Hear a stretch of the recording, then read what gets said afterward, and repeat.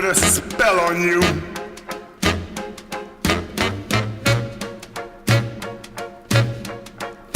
Because you're mine.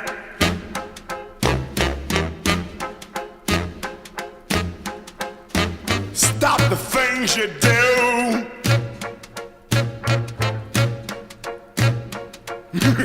What's up? I ain't lying. Welcome once again to another edition of the Alphabet of Awesome Movies Part 2, given to us by Dyslexic Nick. And the letter this week, or the word this week for the letter X, brought to us by none other than Jesse, a demented domain, is Xanthippe. I mean, who knew? Jesse, you friggin' rock, dude. You brought us, I mean, oh my God, you pulled this off just brilliantly with this word. In one of the, I mean, think about it, this is one of the hardest letters in the alphabet, and look what he did with it. I mean, big time props, Jesse, you did awesome, okay? Way to go, man. Oh, so Xanthippe, the shrewish wife of Socrates, or an ill-tempered woman. Ooh, makes me wonder what the hell type of person she was. Oh, so the background, I decided to not only show ill-tempered women, but to also show ill-tempered wives. Beginning with Needful Things. I can't remember the lady's name, but she lived on a farm. She got her house, windows, everything busted out, kitchen all busted up by apples from the kid on the bicycle. Can't remember his name, and then she ends up getting into a fight with her neighbor after she is accused of skinning the one lady's dog who she hates, and they end up stabbing each other in her house. But she's kind of got blondish hair, a little on the pudgy side, and just very ill-tempered. So we have ill-tempered wife right here. Blood Dolls, the band that this guy has caged up in his home, that whenever he wants to listen to music, he has them play live music for him.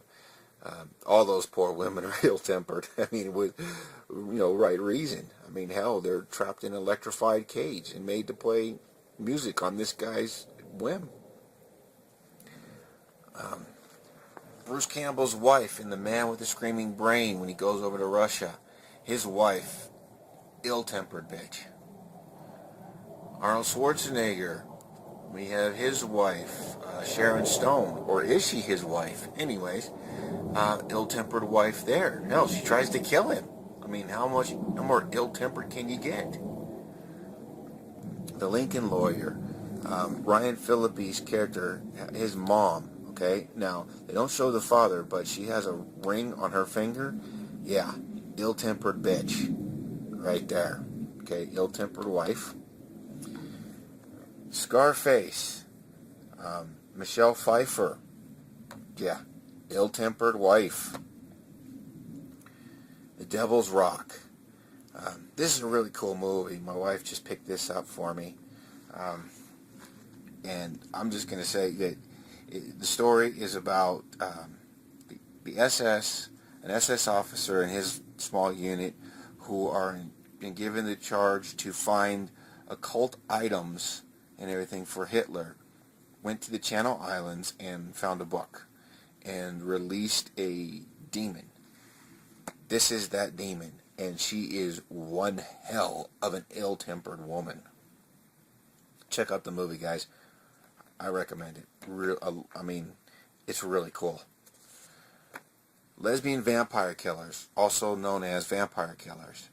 I can't remember the name of the main vampire that started the whole curse on the town, where every girl that's turned into a vampire at the age of 18 becomes a lesbian vampire. I can't remember her name. I want to say Lilith, but I don't think it is Lilith. I think it's something else. But anyways, ill-tempered woman, big time. The big hit, Christina Applegate, not her, but her mother. That's right, her mother. Oh my God, ill-tempered woman, big time. This is a funny ass movie. I love this movie. It cracks me up every time I see it. In the Mouth of Madness, when Sam Neill goes up to the motel with, I can't remember, she goes with them because the publishing company wanted her. She worked for the publishing company, but the lady who plays Regine in Fright Night Part 2, God, I can't remember her character's name, and I can't remember her name. Anyways, her and Sam Neill's character go up to this hotel, and when they check in, there's this nice, sweet little old lady that checks them in behind the counter.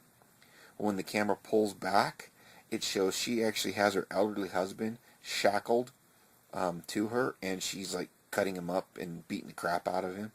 So, ill-tempered wife. Here we have in Hellraiser. Oh God, I forgot her name again. God bless it. Anyways, right there, her mother or stepmother. Okay, ill-tempered wife. She's a bitch. Queen of the Damned. I know people are going to say, wait a minute, where's the ill-tempered wife in this? You got to understand, well, also because I've read the books and everything, but they kind of hint towards it in the movie. At the beginning of the movie, you see two statues, okay, sitting there. One is Akasha, and the other one is this guy, all right? That's Akasha's husband, okay? His name was Inkil, all right? And she started coming back because of Lestat, but she bled Inkil dry, okay? I mean, bled him dry. Ill-tempered wife. So there you have it for the background. Now we'll get into my picks. This one is my ill-tempered women pick, which goes to Cannibal Women in the Avocado Jungle of Death. That's right. We got Adrienne Barbeau and pretty much many of the cannibal women in the Avocado Jungle, I would have to say, are ill-tempered women. Okay, very ill-tempered. So there's that one. Yeah, it's a crazy-ass story about an avocado. I mean, was it 65% of California is an avocado jungle, and avocados are becoming a rare substance, all because of these cannibal women. Come on, guys, it's a full moon picture, okay? I love it, though. It's funny as shit. Now, for my ill-tempered wife, this goes to Survive Style 5. And I don't know if you can see her, this woman right here, she's breathing fire. Right there, she's jumping. And there's another picture of her. Recognize him from Itchy the Killer? Yeah, I can't remember his name. But, and unfortunately, I can't really read because it's all in Japanese and everything right there, so I can't read it. But Survive Style 5, this episode is where he's killed his wife, okay? That's his wife. He's killed her, but she keeps coming back. Every time he buries her in the ground, she comes back out and tries to kill him, okay? And then he re-kills her, and then she comes back, all right? Very ill-tempered, okay? Really cool, really great story. This whole movie just had me cracking up. I love it. So, ill-tempered wife for Survive Style 5. Now this one goes out to Vance, Spalding 069, because if it wasn't for him, I would have not seen this movie, okay? It probably would have slipped by me for a while longer, and I guess eventually I would have come across it, but I am so glad that I did come across it. And this is going to be my main pick for ill-tempered woman / wife, and I'll explain why. That is the Frankenstein syndrome. This movie freaking rocks.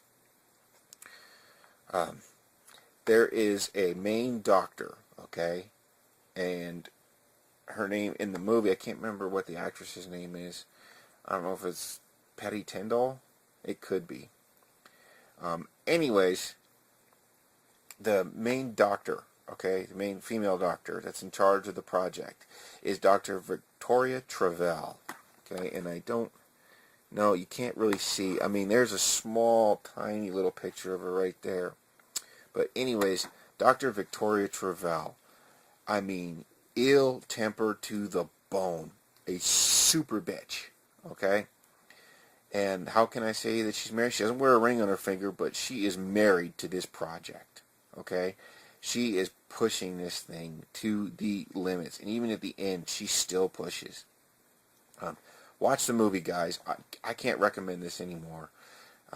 Vance, yeah, he was talking about another movie, Nightmare Man, but because of Tiffany Shepis, he mentioned for the Frankenstein syndrome, I think it was like 3 or 4 times. I mean, he mentioned it quite often, and that's what piqued my interest in it. He never showed this. He just mentioned the movie. So, and because he mentioned it so many times, I actually, decided to go out, and I found it really, really super cheap. But, man, I mean, that's the only way I can get it right now, because I really don't have any money. But this movie just really blew me away. I mean, I was shocked. Yeah, there's going to be people that are not going to like it. Okay, because you're going to say in certain parts, oh, it's too slow. To me, it was perfect. Yeah, it's low budget, but they did such a great job. The story was great, and anybody that knows me knows I have a thing for Frankenstein tales. So, anyways, there you have it. My picks for Xanthippe.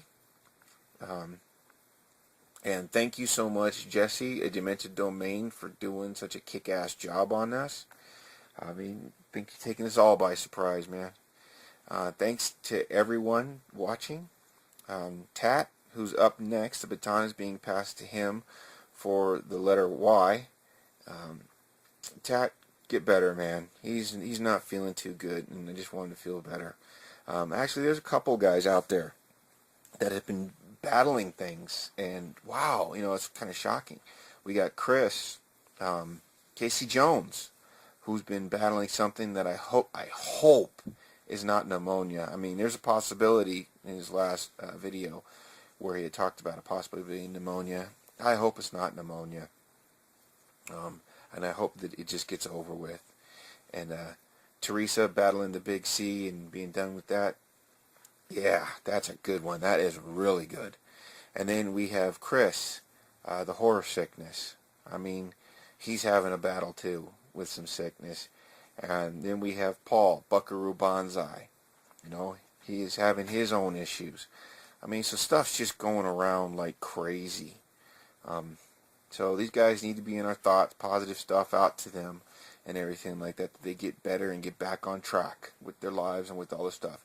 Because we all know there's nothing worse than being sick. It just plain outright sucks. So, until next time, take care, everyone.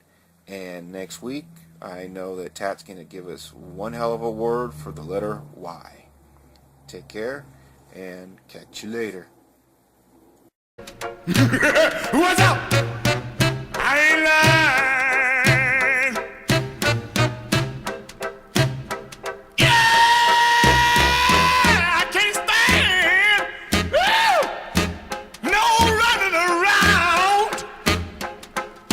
Can't stand no put me down. I put a spell on you because